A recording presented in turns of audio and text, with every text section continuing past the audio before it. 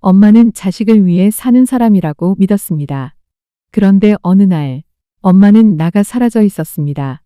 해숙의 시계는 늘 아이들의 시간으로 움직였습니다. 아침은 지우의 출근 시간에 맞춰 시작되었고 밤은 도윤의 구두 소리가 현관에서 들려야 비로소 저물었습니다. 지우야, 이건 어떻게 켜니? 도윤아, 오늘 저녁은 뭐 먹고 싶어? 해숙은 아주 작은 결정조차 자녀들에게 묻곤 했습니다. 그녀의 세상은 아이들이라는 든든한 기둥에 매달린 작은 텐트와도 같았습니다. 하지만 아이들의 세상은 날마다 넓어지고 있었습니다. 지우의 퇴근은 점점 늦어졌고 도윤의 주말은 약속 있어라는 말로 채워졌습니다. 엄마, 오늘 회식이야. 엄마, 이번 주말은 못 가. 해숙은 웃으며 그래 라고 답했지만 통화를 끊고 나면 거실에 정적이 유난히 크게 느껴졌습니다. 해숙은 괜히 부엌을 한 번 더 정리했습니다. 이미 깨끗한 싱크대인데도 물기를 닦고 컵을 다시 맞춰 놓았습니다. 할 일이 없어서가 아니라 마음이 멈추는 게 무서워서였습니다. 아이들이 어릴 땐 잠깐만 기다려 라는 말이 입에 붙어 있었는데 이제는 해숙이 누군가를 기다리는 사람이 되어 있었습니다. 어느 날 해숙은 거울 속에 비친 낯설어진 자신의 모습을 보았습니다. 나는 언제부터 이렇게 누군가를 기다리는 사람이 되었지. 그날 밤 해숙은 다락방 불을 켰습니다. 먼지 쌓인 상자들 사이에서 낡은 스케치북 한 권을 발견했습니다. 표지에는 희미하게 적힌 이름, 해숙. 엄마가 되기 전 분명히 존재했던 한 사람의 이름이었습니다. 옆에는 굳어버린 수채화 물감들이 잠들어 있었습니다. 해숙은 붓을 들었습니다. 처음엔 손끝이 떨렸고 물감은 번졌습니다. 습관처럼 지우에게 전화를 걸어 엄마, 지금 그림 그리려고 하는데 이거 어떻게 해? 라고 물어볼까 망설였습니다. 하지만 해숙은 수화기를 내려놓았습니다. 대신 스스로 물감을 개고 종이 위에 첫 선을 그었습니다. 첫 선은 서툴렀지만 이상하게도 눈물이 날 것 같았습니다. 잘 그리고 싶어서가 아니라 내가 아직도 뭔가를 좋아할 수 있구나 하는 마음 때문이었습니다. 해숙은 조용히 생각했습니다. 엄마가 되고 살림을 하고 책임을 지느라 내가 좋아하는 것은 늘 맨 뒤로 미뤄두었구나 하고요.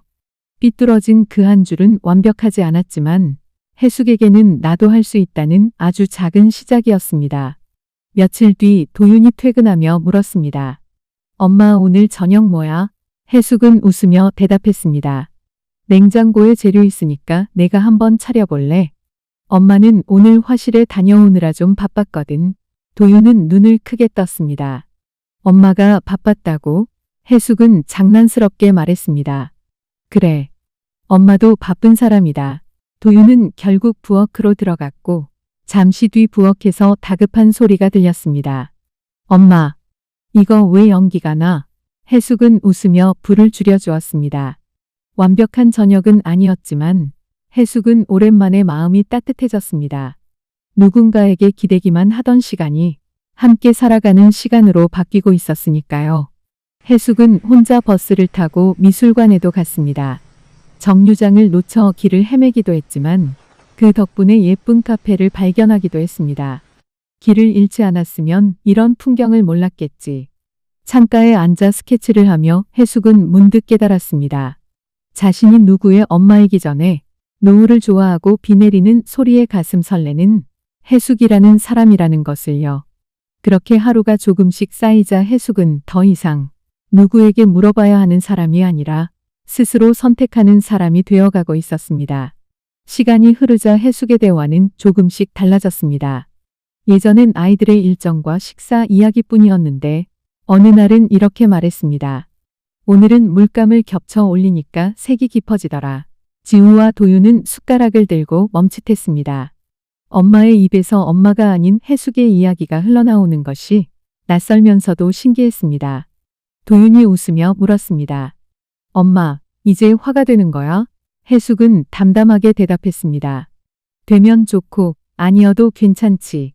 그 말은 이상할 만큼 단단하게 들렸습니다. 결과가 아니라 과정 안에서 행복해 보이는 엄마를 보며 두 남매는 조용히 깨달았습니다. 엄마는 그들의 섬이 아니라 스스로 빛나는 별이었다는 것을요. 작은 마을 갤러리에서 해숙의 전시회가 열린 날, 지우는 습관처럼 삐뚤어진 액자를 바로잡으려 손을 뻗었습니다. 그때 해숙이 부드럽게 딸의 손을 만류했습니다. 그리고 직접 액자의 수평을 맞추었습니다. 괜찮아, 지우야. 이제 엄마가 할 수 있어. 그 짧은 한마디에 지우의 눈이 흔들렸습니다. 엄마가 할 수 있다고 말하는 순간을 딸은 처음 봤으니까요. 도윤도 조용히 중얼거렸습니다. 엄마, 진짜 멋있다. 해숙은 고개를 끄덕이며 웃었습니다. 고마워. 예전 같았으면 너희 덕분이지라고 했을 말이었지만 오늘만큼은 달랐습니다. 엄마가 해낸 거야. 지우는 그 말을 듣고 웃었지만 마음 한쪽이 뜨거워졌습니다. 엄마는 늘 자식에게 기대지 않으려 했으면서 자신의 마음을 어디에도 기대지 못한 채 살아가고 있었습니다. 그날 지우와 도윤은 깨달았습니다. 엄마가 강했던 건 원래부터 단단해서가 아니라 매일 누군가를 위해 자신을 접어두었기 때문이라는 것을요. 그리고 이제 엄마가 다시 펼쳐지고 있었습니다. 이제 그들이 모였을 때 그곳에는 세 개의 서로 다른 세계가 존재합니다. 지우의 세계, 도윤의 세계, 그리고 해숙의 세계. 해숙은 더 이상 누군가에게 매여 있는 배가 아닙니다. 그녀는 자신의 바다를 당당히 항해하는 선장입니다. 아이들의 손을 잡는 대신 이제 그녀는 아이들과 함께 나란히 걷습니다. 그리고 마음속으로 조용히 된 애였습니다. 아이들이 내 삶의 전부였던 날들도 소중했어. 하지만 이제는 내가 내 삶의 전부가 되는 날들도 소중하구나. 자식에게 기대지 않기로 한 엄마는 오히려 더 따뜻한 엄마가 되었습니다.